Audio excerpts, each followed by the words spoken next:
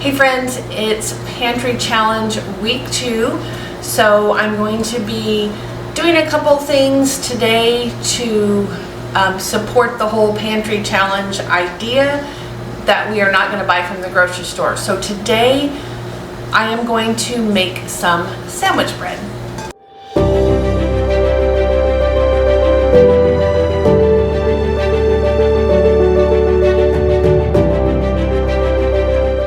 Alright, welcome back to Harvest Moon Farm. My name is Mickey, and as I said, today we're going to make some sandwich bread. I am making a sourdough recipe, which of course I forgot to bring over here with me. Okay, so this is going to make 2 loaves, and so we are going to mix it up in this big bowl.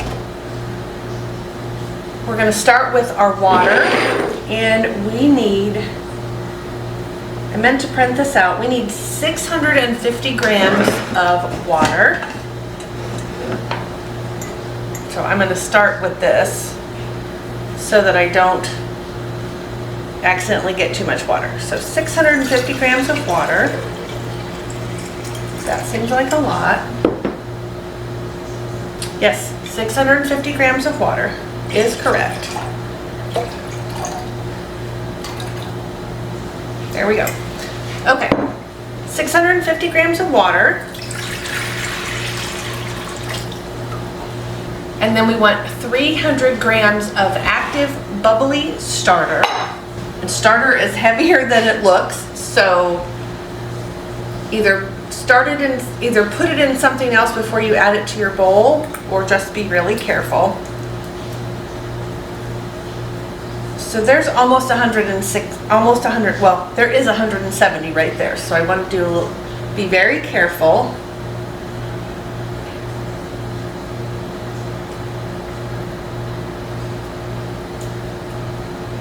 That I don't get more than I intended.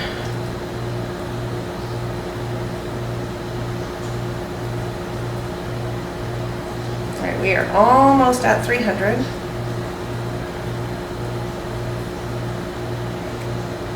There we go. And then we want 40 grams of a neutral oil. The recipe uses avocado oil. I'm just going to use regular vegetable oil because that's what I have.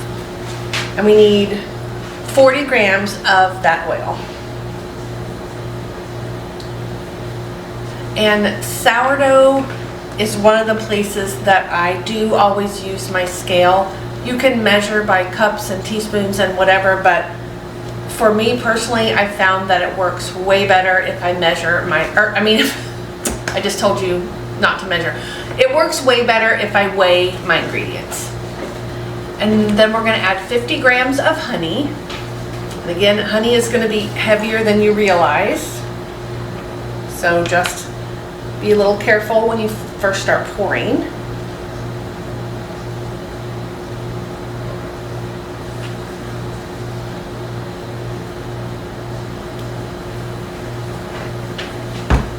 So now I'm going to use my Danish whisk, and I'm just going to mix this all together until it's pretty well incorporated. Or pretty well mixed, I guess I should say, not incorporated.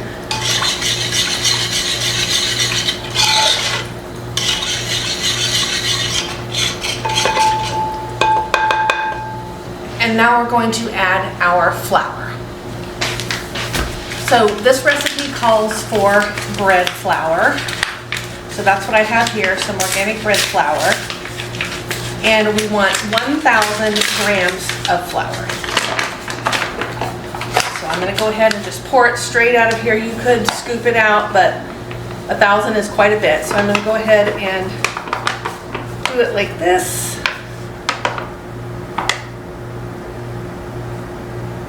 And there we go. Alright, so we're done with our scale for right this minute. Turn it off. And then I'm going to use my dough whisk, and I am going to get my flour all stirred into my water and honey and starter, and let's see, what else did I have in there? My oil. We want to get this all stirred in as much as possible. It does not have to be perfect, but you want to try and avoid any big clumps of dry flour.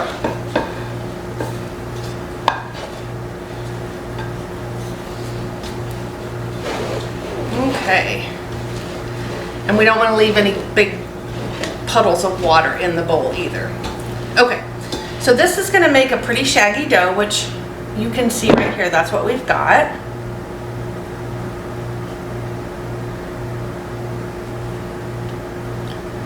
And then we're going to let this autolyze for an hour.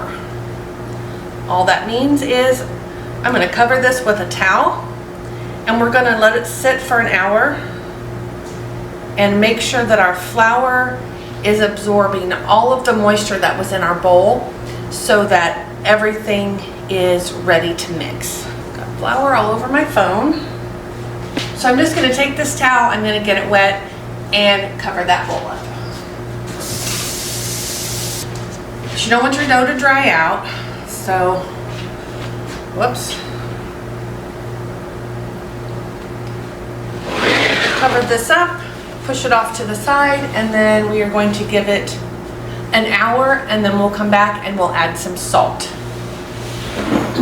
So while this is sitting, I'm going to go ahead and put the other ingredients away, and then I'll be back in an hour and we can move on with the recipe. Okay, so it's been an hour. Now we're going to add 20 grams of salt. I am not going to weigh it because I know how much it is in these spoons. So I'm just going to sprinkle this over my dough. And then I'm going to wet my hands and I'm going to work this in.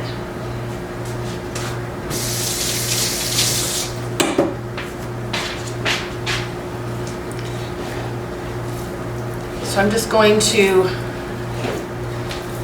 use my hand to kind of finish mixing this dough. We're going to mix all that salt in. Ooh, it smells really good.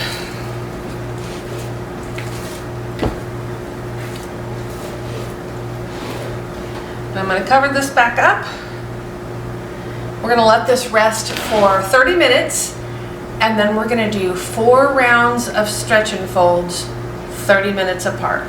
So I'll be back in about half an hour to do the first stretch and fold. We're going to do a stretch and fold. So we're just going to pull the dough up and fold it over.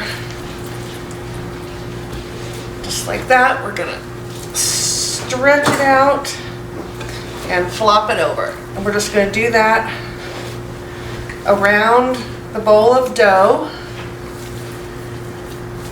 until we've gone all the way around. And then we're going to cover it back up and we're going to do it again in 30 minutes. So we'll do that 3 more times, 30 minutes apart. But while we're waiting, we're going to go ahead and get started on our dinner tonight, which it's freezing cold today, so we are going to have a broccoli cheddar soup, which I thought sounded perfect for this cold weather. 3 cups of these broccoli florets.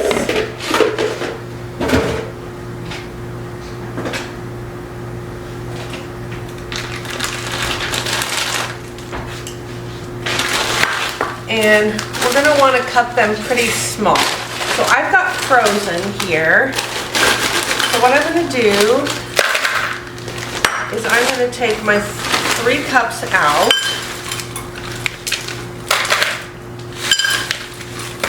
Like that. I'll put the rest back in the freezer.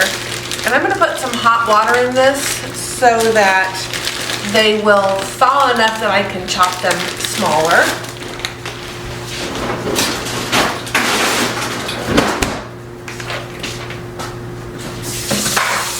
And we want about 1/2 of this onion.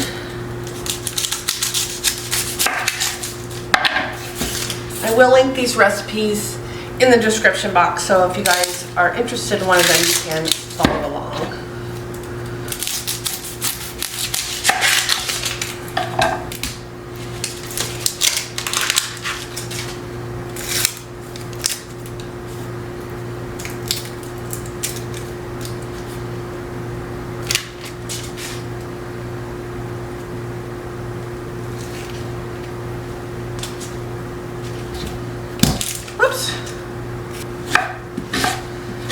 And it says chopped, but I'm going to make it fairly small.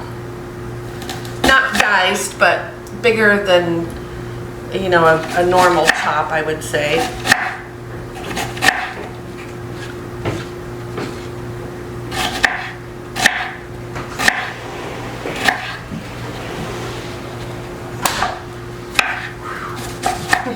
My husband just came in. Is it cold?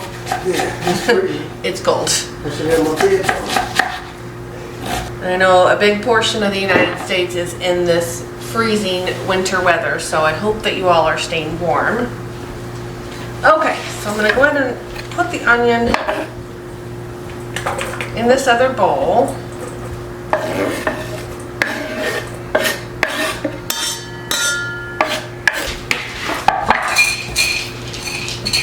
Calls for 1 garlic clove, but you know me, I'm going to do a couple.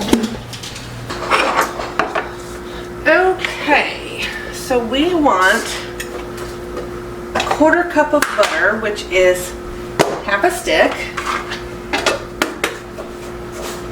We're going to go ahead and melt this butter, and then we're going to add our onion. Alright. So butter's melted. We're going to go ahead and put or mostly melted. We're going to go ahead and add our onion in.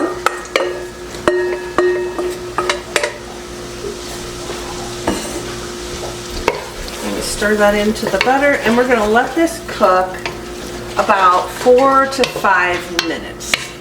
While that's cooking, I'm going to go ahead and drain this broccoli and chop it into smaller pieces.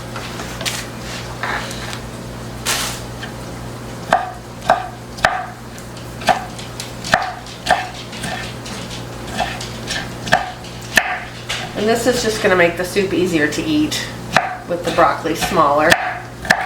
Ooh. We don't want finger in the broccoli though. Okay, there we go.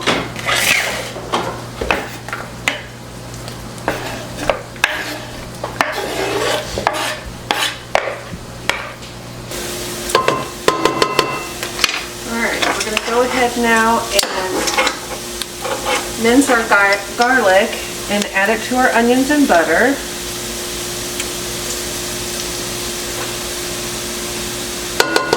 Gonna stir that in and cook it for about 30 seconds or so. We don't want our garlic to burn.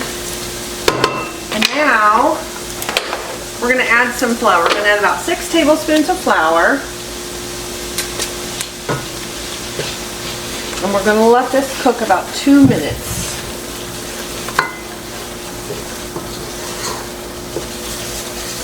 And what we're doing here is we're going to create the roux for our soup that's going to help it thicken up. So a roux is generally just flour or cornstarch and or some other kind of thickening agent, almond flour or something, and then a fat. So we've got butter and flour in this. We've also got our onions, of course, and garlic, but your basic roux is just a fat and a thickening agent.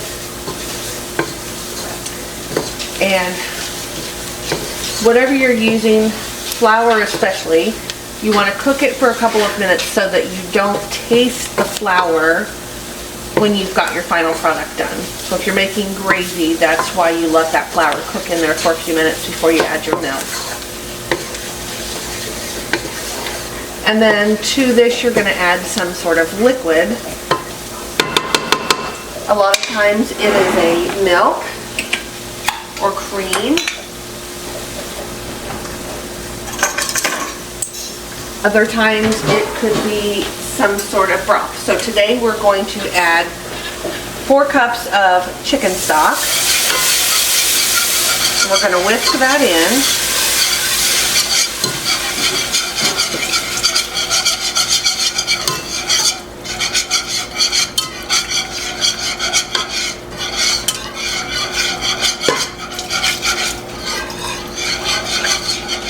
And you want to whisk this in slowly so that you can make sure that you're stirring it into the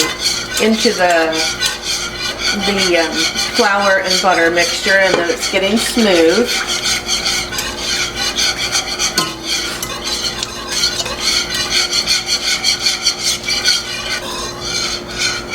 Oh shoot, I just splashed broth. I mean, honestly, what would one of my videos be if I didn't splash something on my stove? Alright. We want to make sure that all of our flour mixture has dissolved in there, and it has. Now, the next ingredient is a teaspoon of Dijon mustard. I do not have any Dijon, so I'm just going to use a regular yellow mustard, even though Dijon would be so much better. And I'm just going to eyeball, because that's what I do. And we're going to stir that in as well. So now we're going to add in our other veggies. So we're going to use a half a cup of matchstick carrots. We're going to add our 3 cups of broccoli.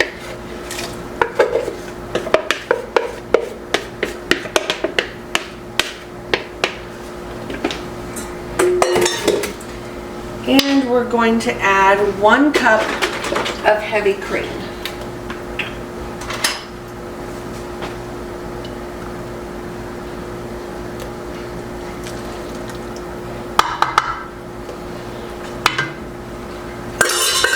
Now stir that all together. And we're going to bring our heat up to high. We're going to bring this to a boil. And we're going to put a lid on this. It's just slightly off. And once this has come to a boil, we're going to give it a stir, and we're going to turn the heat down and let it simmer. And let's see. It does not say whether we should have it covered or uncovered, but I'm going to leave it slightly, so covered, slightly ajar, when we get it, when we turn it down to a simmer. Okay, so our soup is boiling, and it says now to turn it down until it's bubbling but not furiously boiling. The author says medium-low is what works on her. She uses a cast iron pot and a gas stove. I'm going to turn mine down to, I have an electric stove, I'm going to turn it down to about a 3, and we'll see how that goes. And then we're going to let this cook for 15 to 20 minutes like this. So we do want to probably give this a stir a couple times throughout this cooking process so that we don't have anything sticking to the bottom of our pot. Okay. It has been 16 minutes and the soup base has really gotten thick. So we're going to go ahead and add our cheese. That my stove is already on low, so I can't turn it down anymore. We need 2 cups of shredded sharp cheddar cheese, which is what I have here, and I'm just going to use my hand to measure my 2 cups. I do have some smoked cheddar that I think would be an amazing thing to try in this on another time. So I'm going to go ahead and we're going to stir this in.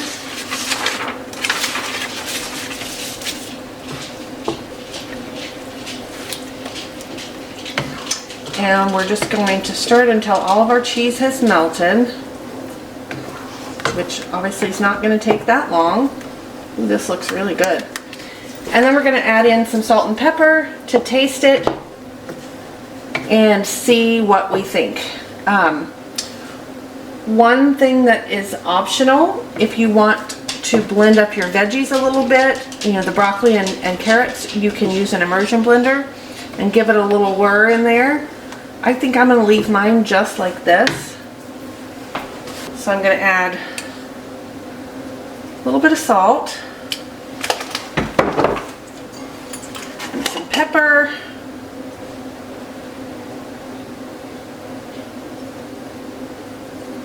I need to fill my pepper container. And then we're going to stir this in. And then I'm going to give it a taste and see if we need any more salt or pepper. Alrighty, let's see.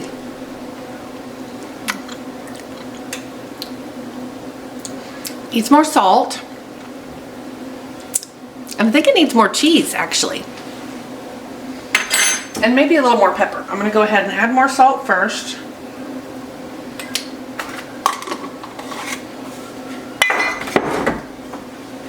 A little more pepper in there.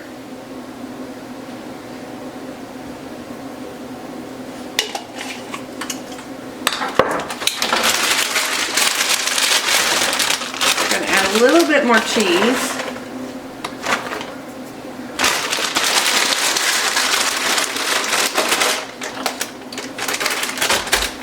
And go ahead and stir this all in, melt that extra little bit of cheese. I do think that that smoked cheddar would be really good, just given the little taste that I had. All right, get a new spoon, and we'll try it again.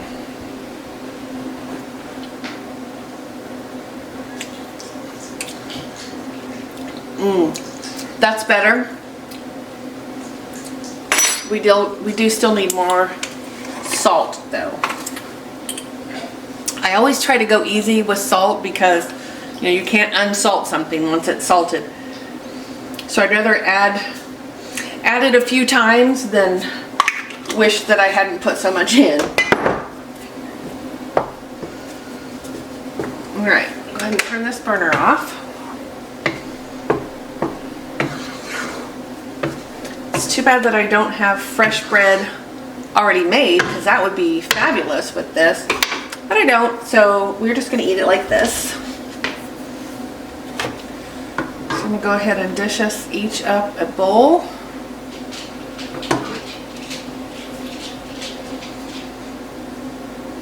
How beautiful is that? Oh my goodness. This says it makes 4 servings, but there's a lot of soup here. So I am going to go ahead and set the lid on it like that with the spoon still in it, so that it doesn't create a skin on the top from the milk or from the cream and the cheese. And it will get thicker as it cools, so I don't want it to get cool too fast. So I'm going to go ahead and take a bowl over to Joe, and we're going to eat some of this delicious soup. So it is evening, and I am doing my last stretch and fold.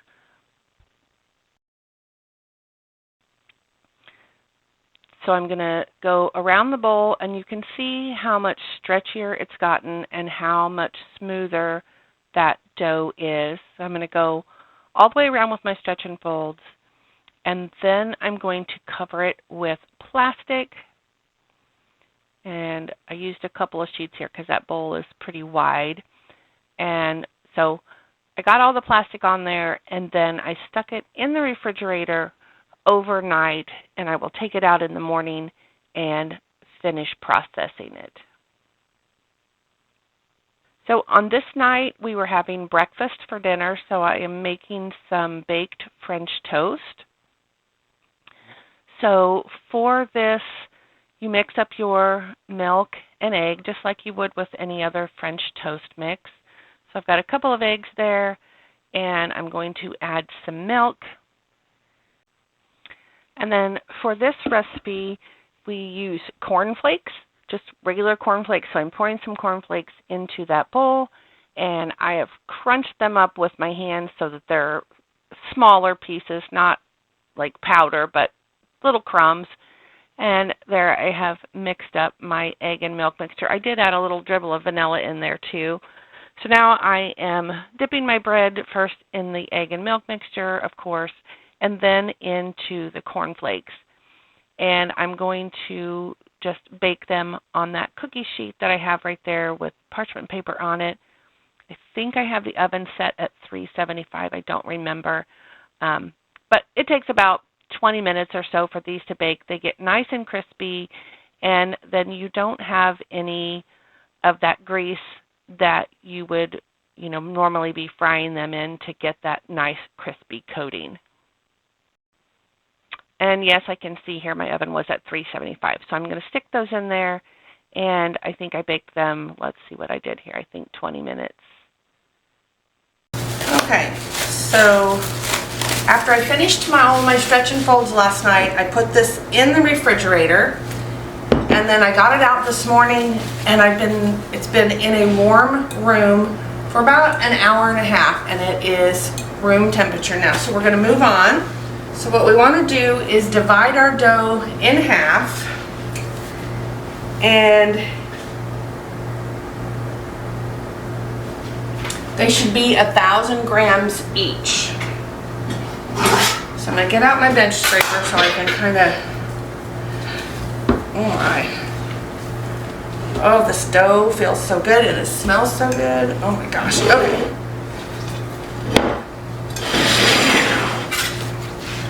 So I'm going to divide this in roughly half, and then I'll weigh it and see. Let's see, I'm going to use my plastic. So I'm going to lay my plastic out on here, and then I'm going to put this on here. I probably need to wet my hands so that it's not sticking. Okay, so this one is 947. So let's see.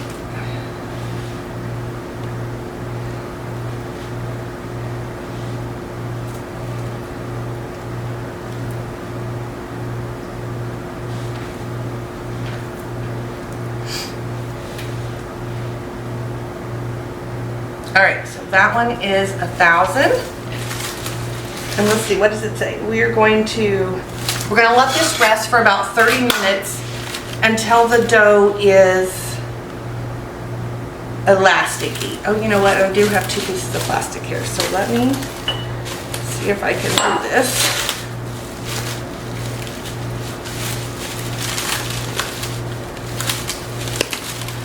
All right, so I'm just gonna kind of roll this onto this plastic so that it's not sticking to my counter.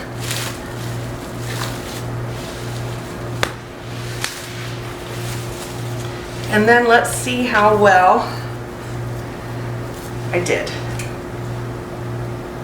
Okay, this one is 1,033. So that means I need to take it down to about 1,015. Oh, close.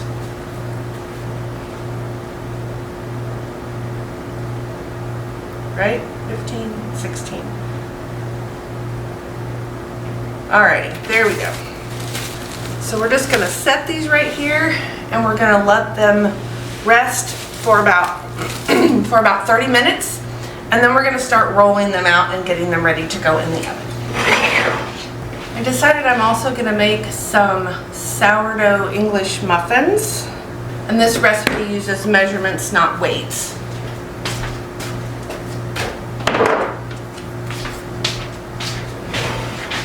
So let's see here. Oops, don't roll it. So we're going to start with 2/3 of a cup of milk.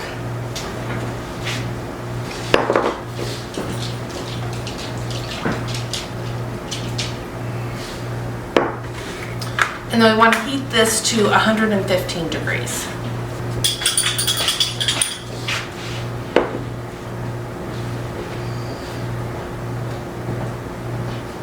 Okay, not quite 115. All right, let's try this again.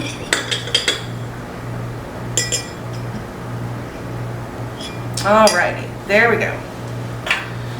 So to this, we want to add our sugar and our butter. So we're going to add, my gosh, these ingredients are not in the right order. A tablespoon of sugar.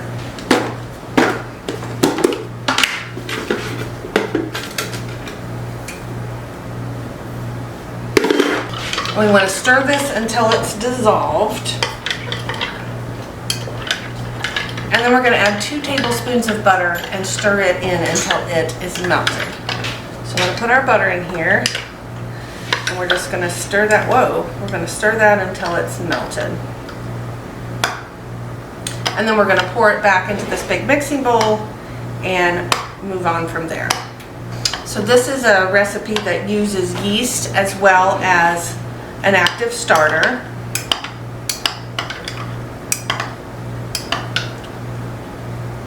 So once our butter's melted, we're going to add 1 cup of starter and a teaspoon of instant yeast.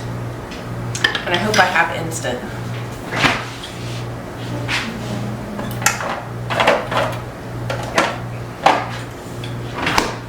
I do. Butter's almost there. Even though I've got it sitting out in a container on the counter, it's been so cold here. If you guys are in the Midwest, you know it's very, very cold this weekend. Today is the 14th of January, and so it is super cold. Alrighty, pour that in there.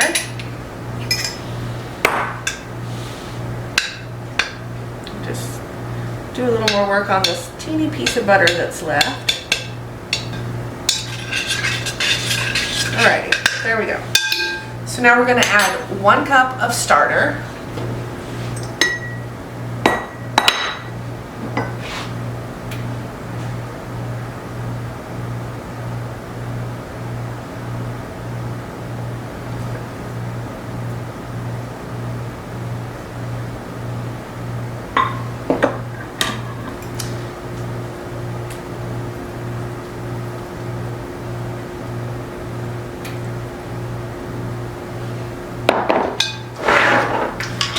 Our teaspoon of yeast.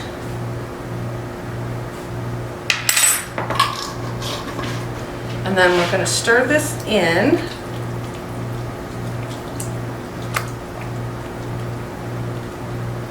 Great, so now we want to add 1 cup of our flour.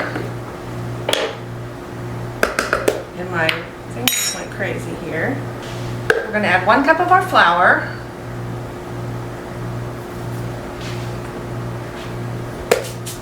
Along with our salt, which we need a half a teaspoon.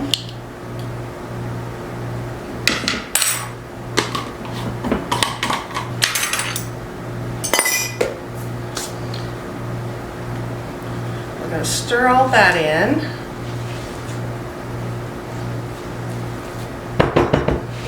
Now we're going to add our 2nd cup of flour, and we're going to mix this in really well.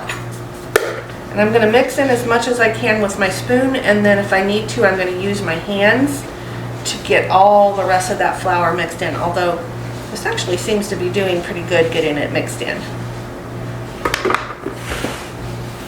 Okay, so we are going to turn this out onto a lightly floured work surface. Just going to kind of make sure it's all mixed together. It is a little bit sticky.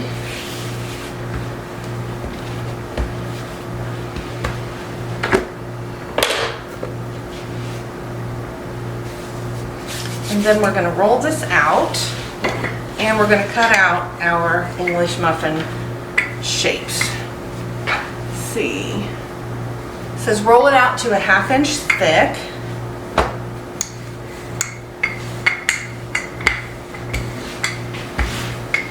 And I'm pretty sure I've made this particular recipe before, but it's been a while. Alright. I'm going to use this to cut out my muffins. And this actually isn't quite a 1/2 inch, so they might be a little thin. That's okay. Alright, and then we're going to gather up the scraps and re-roll it. And finish cutting.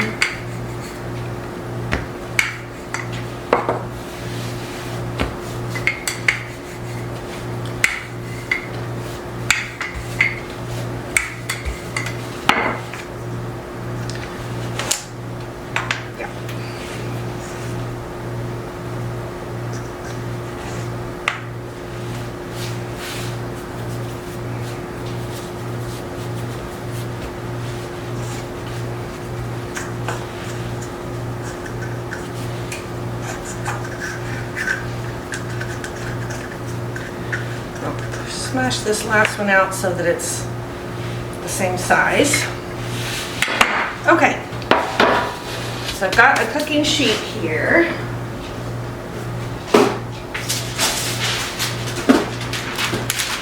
I'm going to put some parchment paper on, and then I'm going to get out some cornmeal, and I'm going to sprinkle it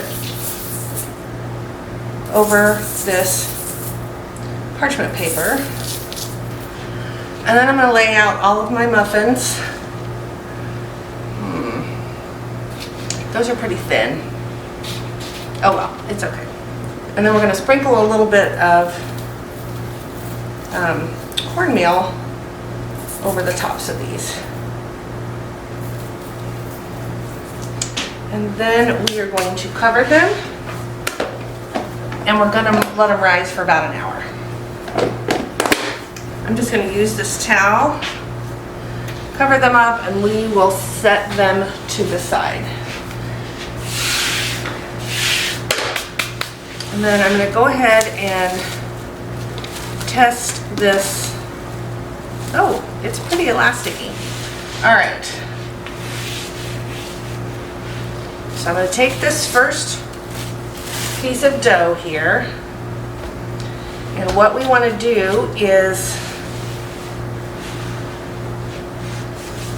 run our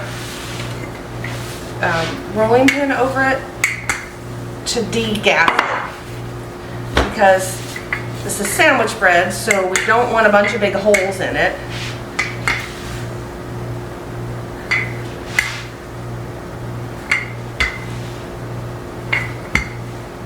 I mean, of course, if that's what you want, you could have big holes in it, but I'm going to follow her instructions this time and see.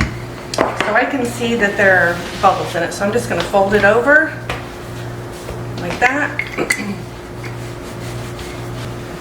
There are still a few little holes in it. I'm going to go ahead and just roll it out now. Whoops. Have another project bubbling over on the stove over there. All right.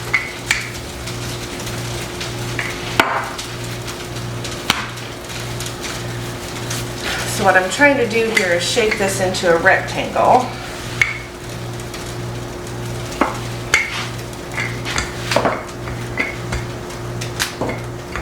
And I don't know if you can hear some of those bubbles popping as I do this.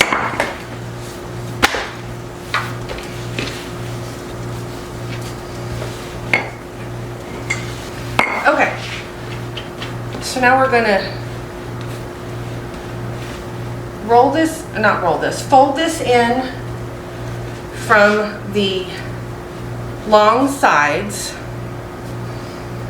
and that seems way too small, so I'm going to roll this back out a little bit. This is a different folding technique than I've ever used, so I just wanted to give it a try.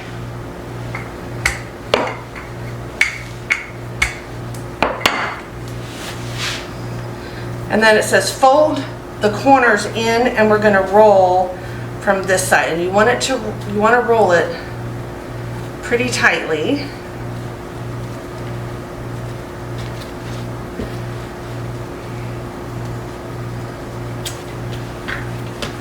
And then I'm going to kind of flatten those ends like that and roll them over. Okay, and I just realized I did not get my pans out. Okay, so we want to put this in an oiled loaf pan. So I'm going to pour just a little bit of oil in here. And then I'm going to use a paper towel to spread it around the pan.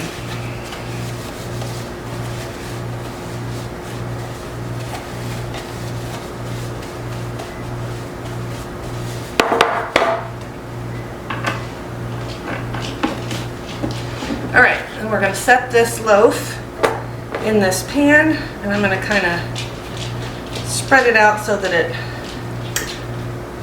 fits in there. All right, so I'm going to go ahead and get this pan ready before we start working on that next loaf. So we're going to start with the debubbling. Whoops, a little more flour.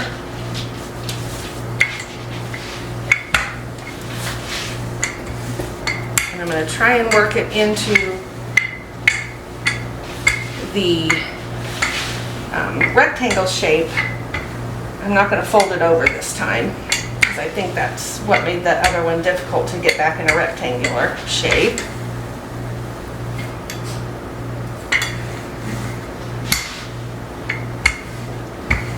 All right, now this one I'm actually going to make into a cinnamon swirl loaf. And I can use butter, but I'm going to use this butter flavored pan because my butter is also hard. I don't want to... The butter would probably taste better, but this is what I'm going to do today. Okay, oops, and I just realized I did that wrong. Okay, so I'm going to fold this in. I should have folded this in first, and I'll put a little more spray on there. So we want to fold that in and kind of make sure that that is all together. Give this another spray. And then I just got cinnamon sugar here.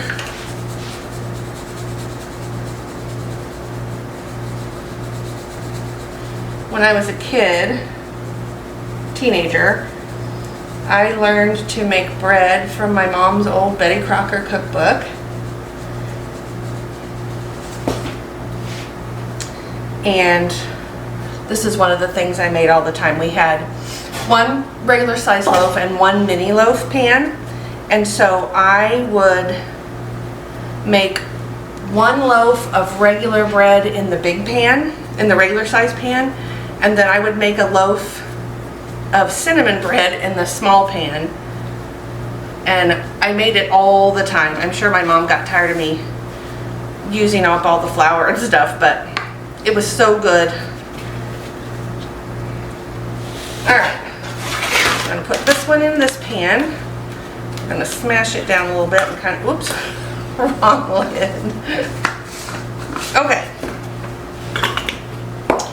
Now we want to, okay, so I'm gonna get another towel, I'm gonna cover these up, and we wanna let them sit until they have doubled in size. And that should take 2 to 4 hours depending on the strength of your starter, the temperature in your house, the humidity in your house, all those things that normally affect how things rise, especially a sourdough. Those are going to affect that. So we're going to let that go. It'll probably be close to 4 hours given the temperature outside and in my house today. So I'll be back then when we are ready to, well, I'll be back probably when we're ready to do the next step of our English muffins, and then we'll bake our bread when it's ready as well. Okay, so we are ready to fry our English muffins. So we add a tablespoon of butter and a tablespoon of oil to our pan, and we want to get it about medium. Well, I'm getting it hot first to make sure the butter melts. But then we turn it down to kind of a medium-low, and we're going to set our English muffins in here, and we're going to let them cook. Now you can see that some of them are pretty thin, so I should have rolled them back out so that they weren't quite so thin, but they still taste good. So we're going to let these cook for 8 minutes on the first side, and then we're going to flip them over, and we're going to let them cook 8 minutes on the other side. You can see that they're nice and brown and crunchy. They look so good. My husband's been eating them all week for his breakfast. And when you turn them over for the second side, we're going to put the lid on them and just help them steam up a little bit. And so here I am taking the second batch out of the skillet. They all look so good. There's the last one that I made that I just kind of squished the dough into the biscuit cutter. It was the fattest one, and it turned out the most normal English muffin size. But like I said, they were still delicious, even though they were thin. And my husband just eats them just in his hand. He doesn't cut them or anything.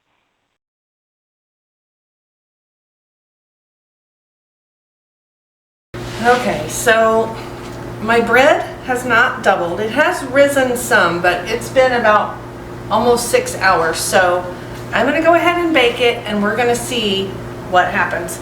So,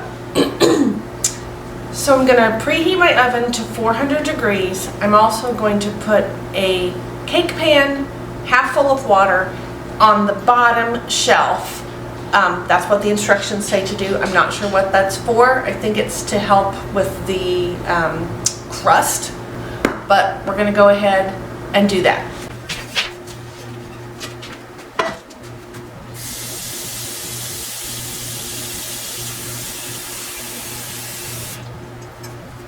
So I've got my dish here going into the oven. Whoa!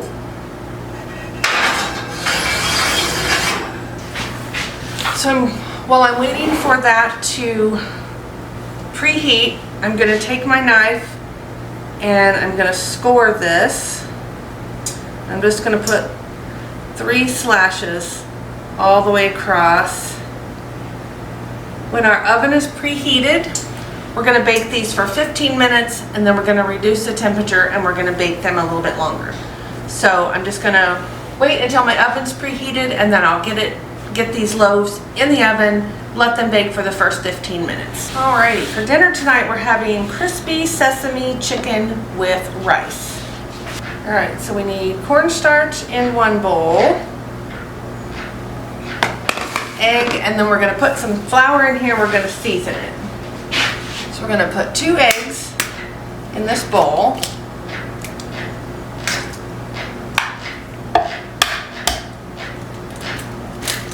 We're going to beat those up just a little bit.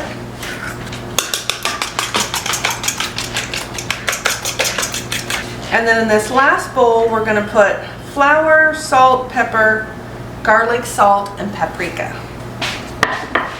We need about 1/2 teaspoon of salt, 1/2 teaspoon of pepper, 1/2 teaspoon of garlic salt, and 2 teaspoons of the paprika. I'm just going to stir this all up.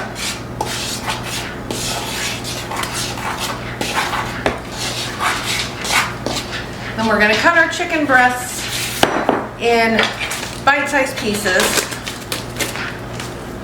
since we're going to be serving this with rice.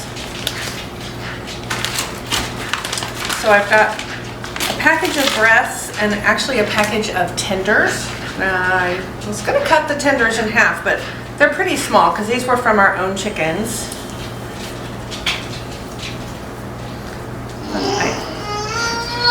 I actually might not have needed our chicken breasts. I might save those for another day this week. Now we're just going to do our assembly line. We're going to put some oil in our pan, and we're going to let it get hot.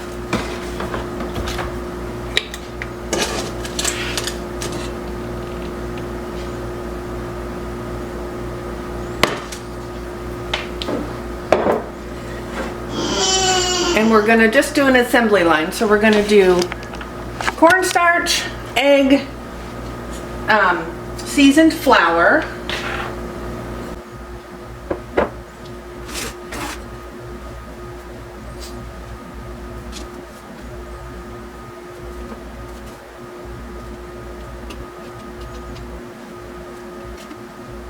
you want to make sure that the egg is really coating that. This is what's going to give us our nice crispy crunch to our chicken.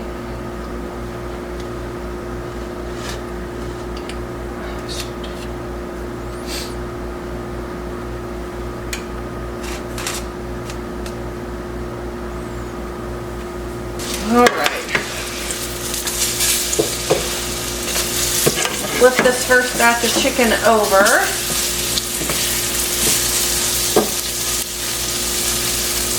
All right, I'm going to put this on this paper towel lined plate. Oh shoot, I dropped a piece of chicken. And I'm going to add some more oil to this.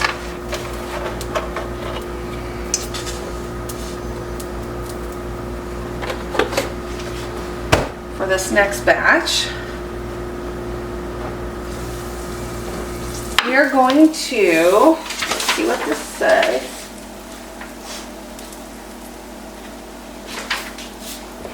I'm going to turn this down. We're going to add all of our ingredients for our sauce. So we need a tablespoon of sesame oil. And I really am just going to kind of eyeball everything. A tablespoon of rice vinegar. Woo.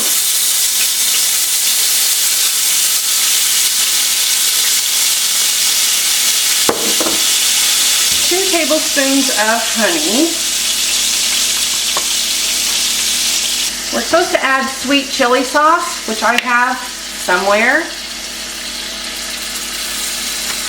but I don't know where. 3 tablespoons of ketchup, 4 tablespoons of soy sauce, and 2 garlic minced. 2 garlic cloves, I guess I should say. Oh my goodness. There we go.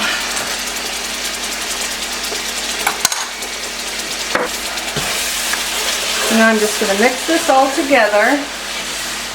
We're going to bring this to a boil and let it reduce by about 1/3, which should just take a couple of minutes.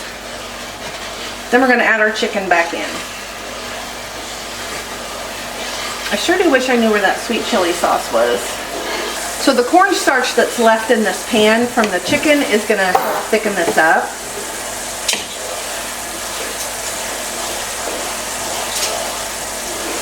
Of course, it looks like I have as much cornstarch on my stove as I did in the actual chicken. Alrighty. Now we're going to add all of our chicken back into our sauce. Oh, that smells really very good. And we're going to turn our chicken until everything is coated.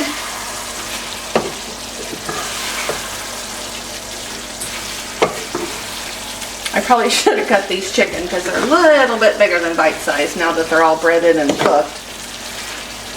That's alright though. We can still get them.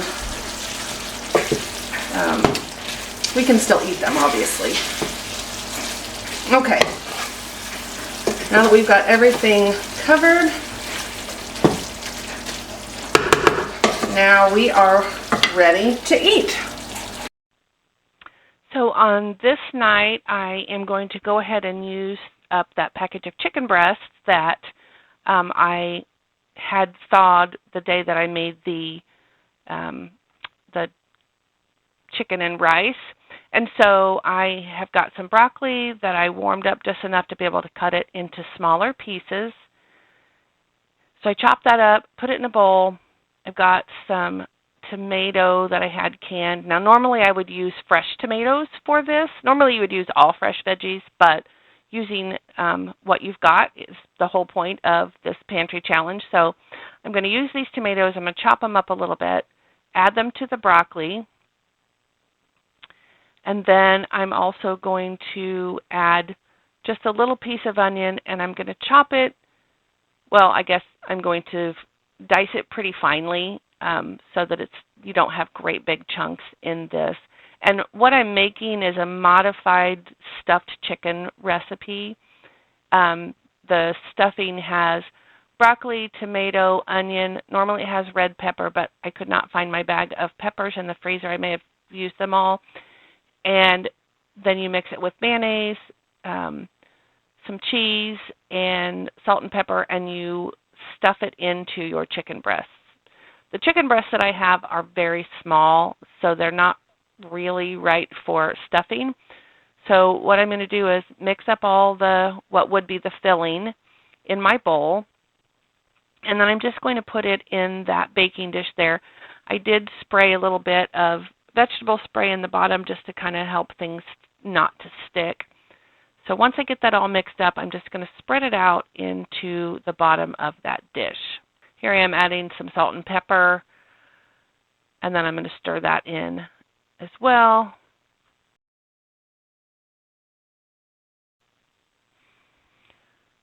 So I'm just going to, like I said, spread this out in the bottom of this dish. And I realized when I was editing it that this mixture from this angle looks really kind of nasty, but I promise you it's not. And so this is some freeze-dried Parmesan that I have, and I'm just going to sprinkle some of it over the top of my veggie mix. And then I have cut my chicken breast into not necessarily bite-sized pieces, but smaller pieces. And I'm just laying those out over the top of the veggies and cheese. And then I am taking some breadcrumbs. These are panko, just regular panko breadcrumbs. And I'm going to spread it over the top like that. And it's going to give it a little bit of a crispier texture. So when you do the normal recipe, once you have your chicken breast stuffed, you would roll it in egg and breadcrumbs. But this turned out really, really delicious, and we had a lot. So we had some for dinner. I was able to take some for lunch the next day. And so that was our week 2 of our pantry challenge. I'm so glad that you took the time to join me, and I am very excited to see everybody on the next video. Have a great week.